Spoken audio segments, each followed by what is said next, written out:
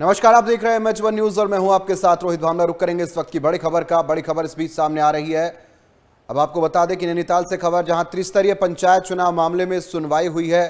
त्रिस्तरीय पंचायत चुनाव मामले में हाईकोर्ट में आज सुनवाई हुई है। लगातार बता दें आपको कि पंचायत चुनाव पर हाईकोर्ट की रोक जो है वो बरकरार है।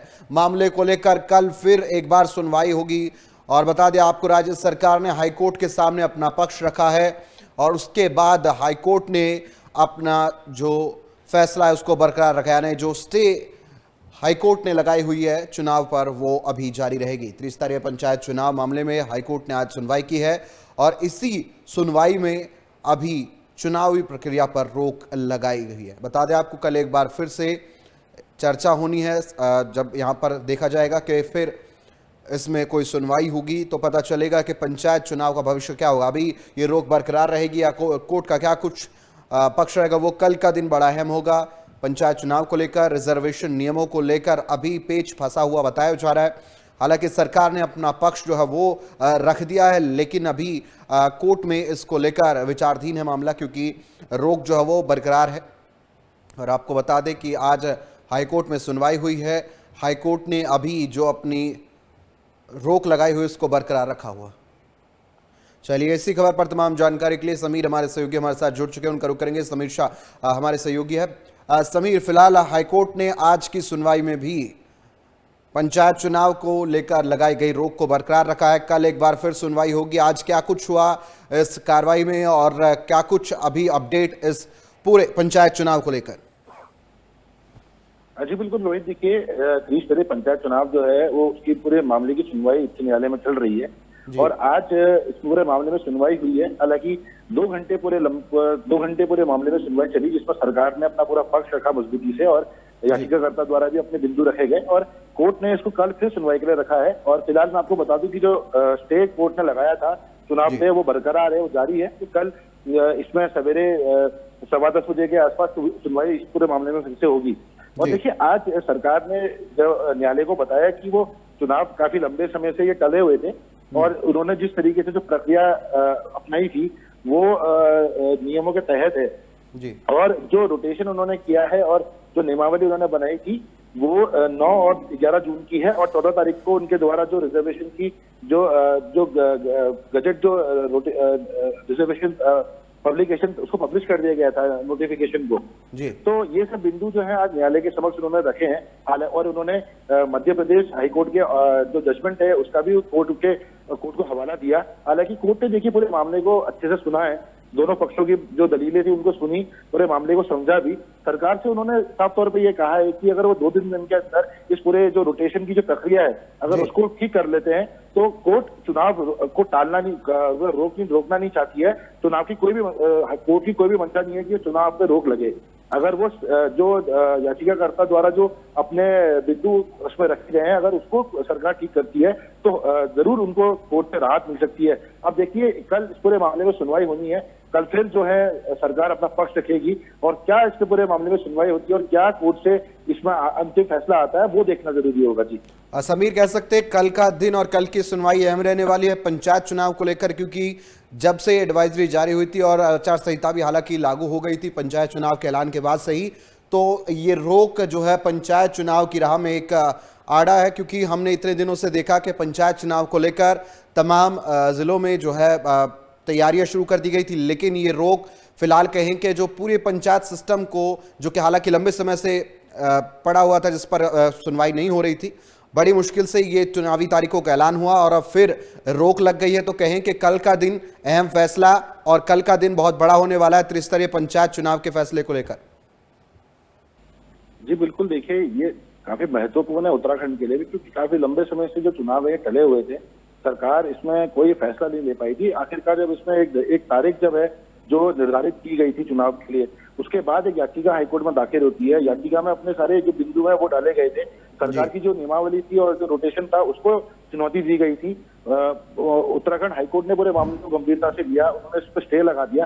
सरकार को देखिए झटका जरूर लगा है, लेकिन अब ये है कि जिस तरीके से पूरे मामले में सरकार ने बहस करी है और अगर जो बिंदु न्यायालय मांग रहा है और याचिकाकर्ता ने भी अपने जो उसमें दिए हैं प्रेयर में, अगर उन सब चीजों को सरकार ठीक कर देती है तो उसमें समय जरूर लगेगा चुनाव में, क्योंकि देखिए जिस तरीके से आज से जो चुनाव की प्रक्रिया थी वो शुरू होने वाली थी, नामांकन आज से शुरू होने वाले थे, लेकिन चुनाव आयोग ने भी जो अगले कोर्ट के आदेश तक का जो पूरे चुनाव है उसको स्थगित कर दिया था, सारी कार्रवाई पर अभी उन्होंने उसको स्थगित कर दिया है। तो ये जरूर जो तारीखें हैं वो चेंज हो सकती हैं, उसमें कोई दिक्कत नहीं है, लेकिन अगर कोर्ट सेटिस्फाई नहीं होती है तो वो जो चुनाव की जो प्रक्रिया है वो तो फिर सरकार से जाएगी, लेकिन सरकार को फिर नई नियमावली पूरी लानी पड़ेगी और इसमें थोड़ा समय जरूर लगेगा, क्योंकि वही चीज कोर्ट में फिर दोबारा आ सकती है। तो उनको अगली बार के लिए सारे जो नोटिफिकेशन है, रिजर्वेशन है और जो रोटेशन है उनको सब बारीकी से करना पड़ेगा। तो देखिए कल का दिन काफी महत्वपूर्ण है सरकार के लिए भी, और अगर कोर्ट इसमें सरकार को रिलीफ देती है तो ये चुनाव कुछ दिन में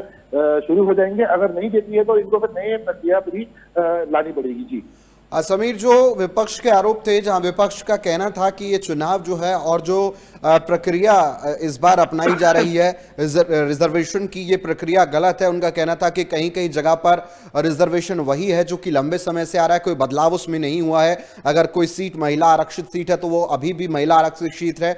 हालांकि लेकिन अब जो सरकार ने कोर्ट में अपना वाद दायर कराया उसमें उन्होंने स्पष्ट कहा है कि रिजर्वेशन को तरीके से रखा गया है और इस चुनावी प्रक्रिया को निष्पक्ष रखने के लिए हर एक पहलू पर तरीके से जो है चर्चा की गई। तो कहें कि जो दोनों पक्ष और विपक्ष की जो ये लड़ाई है, अभी कोर्ट में सरकार का पक्ष जा चुका है, तो अब शायद जो ये फैसला होगा ये विपक्ष के उन तमाम आरोपों पर भी जो है लगाम लगा सकता है जो वो कहे जा रहे हैं कि बार बार आरक्षण मामले में खामी है, आरक्षण नियमों को लेकर इस बार धांधली की जा रही है। जी देखिए, मैं आपको बता दूं कि ये चीज समझने वाली है कि सरकार ने 9 जून नियमावली बनाई थी, 11 जून को उन्होंने आरक्षण का जो रोटेशन था वो जारी किया था। उसके बाद कोर्ट में जब ये पूरा मामला गया तो उन्होंने आज जब अपना जवाब दाखिल करा तो उन्होंने बताया कि 14 जून को जो है वो गजट नोटिफिकेशन उनका पब्लिश हो गया था, लेकिन वो किसी कारण कोर्ट में अपना प्रस्तुत नहीं कर पाए, जिसके वजह से कोर्ट ने इसको रोक लगा दी थी। दूसरी तरफ अगर हम याचिकाकर्ताओं का पूरी प्रेयर देखें तो उनका साफ तौर पर कहना है कि जो 3 टर्म के जो चुनाव, मतलब 15 साल आप लगा लीजिए कि 15 साल से एक ही तरीके का रिजर्वेशन वहां किया जा रहा है। अगर कोई सीट एग्जाम्पल अगर देखें, अगर कोई सीट अगर एससी है तो वो 15 साल बाद भी आज भी वो सीट एससी है, और जो याचिकाकर्ता हैं वो जनरल सीट से आते, तो उनका कहना है कि 15 साल से जब उनको वो आज तक चुनाव में कभी कंटेस्ट नहीं कर पाए हैं क्योंकि कोई बदलाव नहीं आया है रिजर्वेशन में, तो उसी को उन्होंने चुनौती दी है और सरकार भी उसी में गिरती हुई दिखती है। तो सरकार का ये कहना है कि उन्होंने नए तरीके की प्रक्रिया अपनाकर उसको पूरा जीरो कर दिया है, और अब जो उन्होंने प्रक्रिया अपनाई थी, जो नोटिफिकेशन जारी करा था वो नया है। तो याचिकाकर्ता की तरफ से देखिए, हालांकि ये कहा गया है, उसके अधिवक्ता ने कोर्ट को बोला कि अगर आप इसको जीरो भी कर देते हैं और नई प्रक्रिया लेकर आते हैं या नए नोटिफिकेशन लाते हैं और नई तरीके से इसको रिजर्वेशन को करते हैं, लेकिन आपका जो सिस्टम है जिस तरीके से पिछले बार के टर्म थे 5-3 जो टर्म हुए थे वो आज भी सेम है, तो उसमें कोई बदलाव नहीं आया। और देखिए उसी में सरकार से कोर्ट ने भी यही जवाब मांगा था और आज भी उसी में बहस हुई थी। सरकार को कल फिर इसमें पूरा जवाब देना है। अगर सरकार इन चीजों को बदलाव कर देती है और सारी जो डिमांड, तो बिल्कुल समीर कह सकते हैं कि कल कोर्ट की सुनवाई तमाम आरोपों पर, प्रत्यारोपों पर लगाम लगा सकती है और स्पष्ट भी कर सकती है कि आखिर स्थिति क्या। बहुत बहुत शुक्रिया आपका समीर तमाम जानकारी के लिए। फिलहाल तो आपको बता दें कल एक बार फिर कोर्ट में सुनवाई होनी हाईकोर्ट में पंचायत चुनाव को लेकर, और पता चलेगा कि त्रिस्तरीय पंचायत चुनाव पर आगे क्या कुछ होगा। मुख्यमंत्री पुष्कर सिंह धामी की अध्यक्षता में मंत्रिमंडल की बैठक हुई जिसमें कुल 4 प्रस्तावों पर सहमति बनी। कैबिनेट बैठक के दौरान आगामी मानसून सत्र को लेकर चर्चा की गई और इसके साथ ही उत्तराखंड विशेष शिक्षक सेवा नियमावली 2025 को मंजूरी दी गई है। बैठक के दौरान पंचायती राज विभाग से संबंधित एकल मंत्रिमंडल समिति ने भी अपनी रिपोर्ट पेश की है।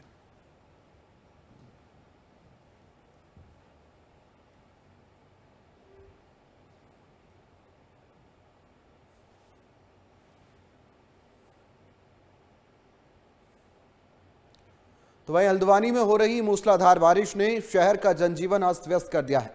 बारिश के चलते शहर के अधिकतर नाले उफान पर है। वहीं बारिश के कारण एक तेज रफ्तार कार अनियंत्रित होकर नहर में भी गिर गई है, जिससे एक बच्चे समेत 4 लोगों की मौत हो गई है, जबकि 3 लोग घायल हुए हैं। वहीं सूचना मिलने पर पहुंची पुलिस और रेस्क्यू टीम ने कार को बाहर निकाला और घायलों को मौके से अस्पताल पहुंचाया है। वहीं पुलिस अपनी आगामी कार्रवाई में भी इस बीच जुट गई।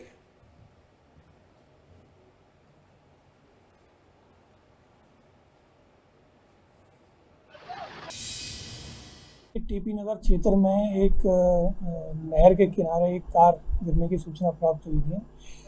ये फायर स्टेशन के पास की घटना है, जिसमें फायर स्टेशन के हमारे पुलिस फायर कर्मियों द्वारा तुरंत उस पर रेस्क्यू किया गया। 3 लोगों को समय रहते बचा लिया गया, लेकिन उसमें एक बच्चा समेत 4 लोगों की मृत्यु हो चुकी है। ये बड़ा दुर्भाग्यपूर्ण घटना थी और नहर में क्योंकि बारिश के कारण पानी का बहाव बहुत तेज था, इस कारण ये घटना संभवतः कार पर नियंत्रण खो बैठा चालक, जिसके कारण कार नहर में गिर गई। पानी का बहाव बहुत तेज होने के कारण दुर्घटना हुई।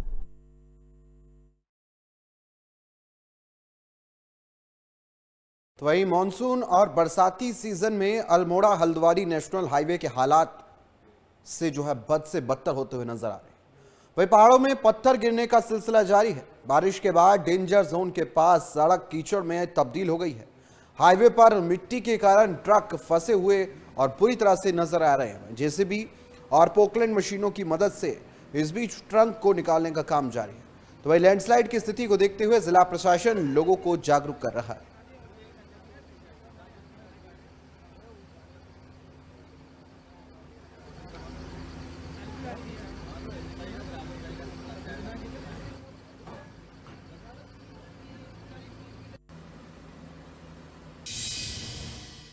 कि एक भारी ट्रक अक्वारा मार्ग पे फंस चुका है, जिसपे कंट्रोल रूम द्वारा NH रानीखेत को अवगत कराया गया, जिसमें जेसीबी और डोजर के माध्यम से उसको निकाला गया और वर्तमान में अभी अक्वारा का मार्ग सुचारू है।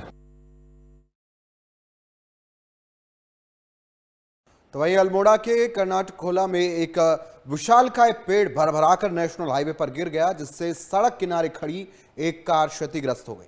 गनीमत रही कि कोई चलता वाहन पेड़ की चपेट में नहीं आया, जिससे एक बड़ा हादसा होने से टल गया। पेड़ गिरने की आवाज सुनकर आसपास में रहने वाले लोग अपने घरों और दुकानों से बाहर निकले, जिसके बाद हाईवे पर जाम की स्थिति बन गई। करीब 1.5 घंटे तक सड़क के दोनों ओर लंबा जाम लगा रहा, जिसमें कई लोग फंसे रहे। सूचना के बाद फायर सर्विस की टीम और NH के कर्मचारी मौके पर पहुंचे। वहीं फायर सर्विस टीम ने वुड कटर से पेड़ के तने को काटकर उसे सड़क से हटाया, जिसमें जनप्रतिनिधियों और स्थानीय लोगों ने भी अपना सहयोग प्रदान किया।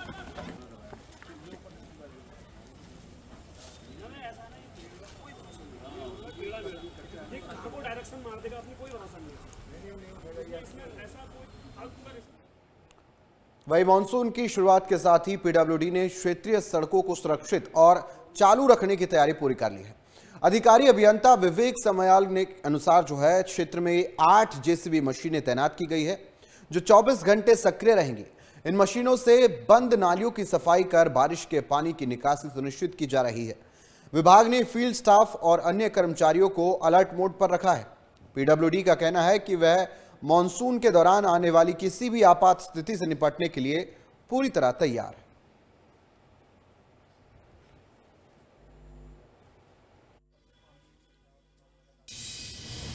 मानसून सीजन के पूर्व हमारे द्वारा कि विभिन्न मोटर मार्गों पर 8 मशीनें हमारे द्वारा कार्यरत हैं इस टाइम, और ऑटो मशीन कार्य कर रहे हैं विभिन्न मोटर मार्गों पे। और हमारे द्वारा कुछ मार्गों पे जैसे कच्ची नाली जहाँ हमारे स्कपर हैं वहाँ उनमें पानी ड्रेन आउट कर रहे हैं, जैसे माइनर स्लिप्स वगैरह हटा रहे हैं, और साथ साथ में जहाँ पे ड्रेन की आवश्यकता है उनको भी बना के पानी को वहाँ डाइवर्ट कर रहे हैं। इसके अतिरिक्त रोडों में बहुत ज़्यादा सारी जगह रट्स वगैरह बरसात में पड़ जाते हैं, उनको भी हम ठीक कर रहे हैं ताकि यातायात उनके ऊपर चल सके, क्योंकि कच्ची रोडों में गड्ढे पड़ जाते हैं जल्दी।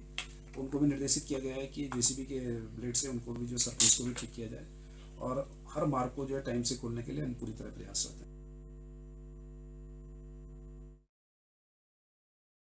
उत्तरकाशी में भूस्खलन के कारण यमुनोत्री पैदल मार्ग पर लापता लोगों को ढूंढने के लिए आज सुबह रेस्क्यू ऑपरेशन फिर से शुरू किया गया। रेस्क्यू ऑपरेशन का आज तीसरा दिन है। तो वहीं स्निफर डॉग के जरिए NDRF और SDRF की टीम लापता लोगों को ढूंढने में लगी हुई है।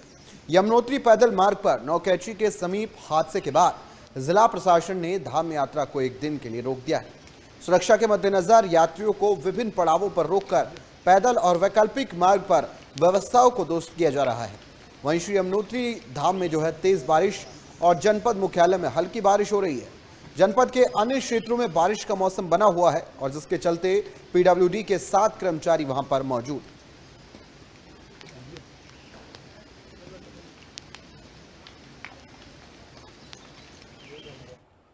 तो वहीं गढ़वाल के बीजेपी सांसद अनिल बलूनी ने मंगलवार को केंद्रीय मंत्री गजेंद्र सिंह शेखावत से मुलाकात की है।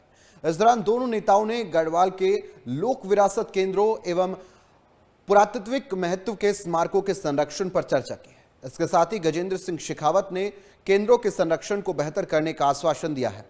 मुलाकात के दौरान शेखावत ने कहा कि बहुत जल्द पुरातत्व विभाग के उच्च अधिकारियों की टीम कण्वा आश्रम का दौरा करेगी और स्मारकों के संरक्षण, सुरक्षा एवं विकास की संभावनाओं का आकलन करेगी। मुलाकात के दौरान पर्यटन मंत्री गजेंद्र सिंह शेखावत ने लोक महत्व के सभी नायिकाओं के स्मारकों और केंद्र के संरक्षण हेतु आवश्यक किया।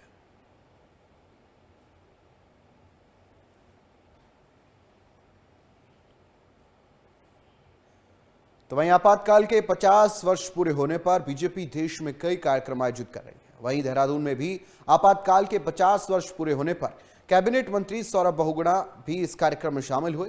इस कार्यक्रम के जरिए उन्होंने कांग्रेस को आड़े हाथों लेते हुए कहा कि कांग्रेस देश भर में संविधान बचाने की बात तो करती है, लेकिन 1975 में देश में संविधान की हत्या करने का काम कांग्रेस के शीर्ष नेतृत्व की ओर से ही किया गया।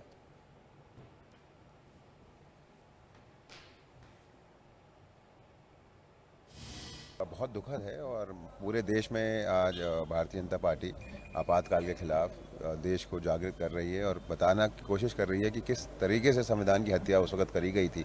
आज कांग्रेस के शीर्ष नेतृत्व जो है वो पार्लियामेंट के अंदर, पार्लियामेंट के बाहर संविधान बचाने की बात करता है, संविधान की जो हमारी किताब है उसको लेके हर जगह घूम रहा है।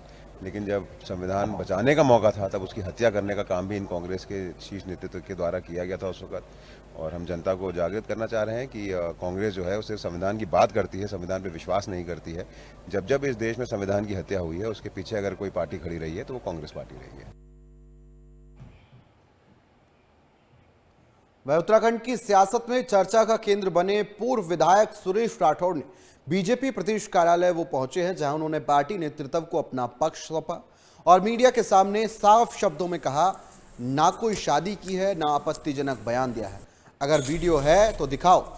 राठौड़ ने कांग्रेस पर भी पलटवार करते हुए कहा कि कांग्रेस पहले अपने नेताओं के वीडियो सामने लाए फिर सवाल उठाए। वहीं यूसीसी को लेकर उन्होंने दावा किया कि उन्होंने किसी भी तरह से पार्टी की नीति का उल्लंघन नहीं किया। 45 साल हो गए भारतीय जनता पार्टी में काम करते हैं। कोई अमर्यादित भाषा का प्रयोग कभी नहीं किया और ना कर सकता हूँ। भारतीय जनता पार्टी मेरी माँ है और माँ को कभी कोई अमर्यादित भाषा का प्रयोग नहीं किया। तो नोटिस क्यों दिया था फिर आपको पार्टी ने? देखो, अब किसी ने क्या संज्ञान लिया, मैंने उसका जवाब लिखित में दे दिया है। पार्टी प्लेटफार्म पर अपनी बात को रख दी। वर्ष 1980 से भारतीय जनता पार्टी का कार्यकर्ता हूँ। 45 साल पार्टी में काम करते हुए मंडल अध्यक्ष से लेकर जिलाध्यक्ष, भारतीय जनता पार्टी का 2 बार 3 बार मोर्चे का अध्यक्ष रहा हूँ, राष्ट्रीय महामंत्री रहा हूँ, 2 बार आयोग का उपाध्यक्ष रहा हूँ। कभी भी मेरे द्वारा भारतीय जनता पार्टी के विरुद्ध कभी कोई बयानबाजी किसी नेता के विरुद्ध नहीं की गई। उत्तराखंड में 11 जुलाई से शुरू होने वाली कांवड़ यात्रा को लेकर प्रशासन ने तैयारियां तेज कर दी है। कांवड़ यात्रा को लेकर गढ़वाल कमिश्नर विनय शंकर पांडे ने मुताबिक कांवड़ यात्रा को लेकर मुख्य सचिव की अध्यक्षता में बैठक हो चुकी है। वहीं कांवड़ यात्रा से जुड़े हुए 5 राज्यों की इंटर स्टेट बैठक 27 जून को होने जा रही है, जिसमें यात्रा से संबंधित सभी स्थितियों पर भी विस्तार से चर्चा की जाएगी।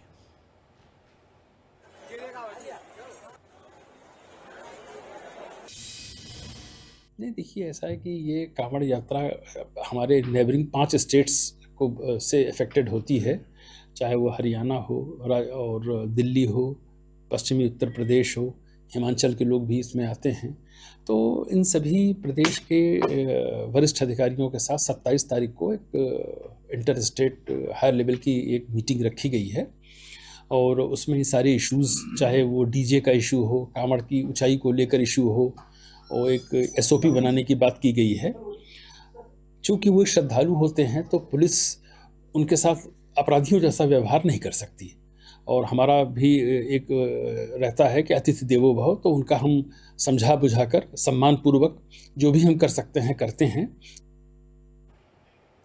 तो हरिद्वार में एसएसपी के आदेशों पर सीसीआर स्थित सभागार में एसपी ट्रैफिक की अध्यक्षता में एक महत्वपूर्ण मीटिंग का आयोजन किया गया। इस बैठक में क्षेत्र अधिकारी, traffic inspector Haridwar, traffic inspector Haridwar 2, traffic inspector Roorkee भी मौजूद रहे। इस दौरान ट्रैफिक वॉलंटियर्स को आगामी कांवड़ मेला 2025 को लेकर जरूरी दिशा निर्देश जारी कर दिए गए हैं। बैठक के दौरान कांवड़ मेले को सकुशल संपन्न कराने को लेकर किस तरह की परेशानियां आ सकती है और उन परेशानियों के क्या क्या समाधान हो सकते हैं, इसको लेकर भी चर्चा की गई है। वहीं सभी अधिकारियों ने कांवड़ मेले को सफलतापूर्वक संपन्न कराने को लेकर पूर्ण सहयोग का वादा भी किया। तो उनके और हमारे बीच में कम से कम 1-1.5 फीट का डिफरेंस होना चाहिए। हरिद्वार में कांवड़ मेले से पहले खाद्य सुरक्षा विभाग की छापेमारी की जा रही है। वहीं इसी बीच खाद्य विभाग की टीम ने बिना लाइसेंस चल रही अवैध सोडा यूनिट पर छापेमारी की है। जिलाधिकारी मयूर दीक्षित के निर्देश के बाद यह कार्रवाई की गई है। तो वहीं खाद्य सुरक्षा अधिकारी संजय कुमार सिंह ने मौके पर पहुंचकर सोडा यूनिट के सैंपल भरकर जांच के लिए भेज दिए हैं। संजय कुमार ने बताया कि गर्मी में राहत देने के नाम पर लोगों को सेहत बिगाड़ने वाला खतरनाक लिक्विड परोसा जा रहा है। बिना लाइसेंस के छोटी छोटी सोडा यूनिट चल रही है। खाद्य विभाग की कार्रवाई के बाद रेहड़ी पटरी पर शिकंजी बेचने वालों में हड़कंप मचा हुआ है।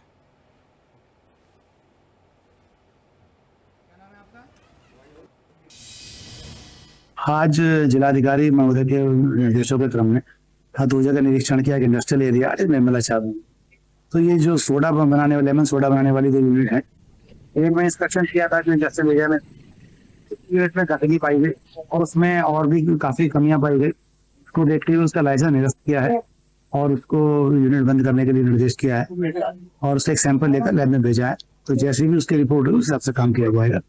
और निर्मल जो छावनी है, यहाँ भी हमने यूनिट का इंस्पेक्शन किया, इसमें लाइसेंस नहीं मिला है इनके यहाँ और गंदगी भी पाई गई, तो इनको लाइसेंस बनाने के लिए नोटिस दिया है और जब तक लाइसेंस नहीं बनेगा, नियमानुसार काम नहीं करेंगे, तब तक इनकी यूनिट बंद रहेगी। तो वहीं हरिद्वार के ज्वालापुर में ड्रग्स डिपार्टमेंट और पुलिस की ओर से संयुक्त कार्रवाई करते हुए एक मेडिकल स्टोर संचालक के घर में छापेमारी की गई है। छापेमारी के दौरान 4,500 से ज्यादा नशीली दवाइयां और 50 शीशे बरामद की गई है। वहीं इस दौरान पुलिस ने नशा तस्करी के काले धंधे में शामिल आमिर नाम के व्यक्ति को गिरफ्तार किया है, जबकि सुहेल नाम के व्यक्ति की भी तलाश जारी है। फिलहाल पुलिस ने आरोपियों के खिलाफ मामला दर्ज कर आगे की कार्रवाई शुरू कर दी है और मामले में आरोपियों से पूछताछ की जा रही है। कई और खुलासे होने की भी इस बीच संभावनाएं हैं।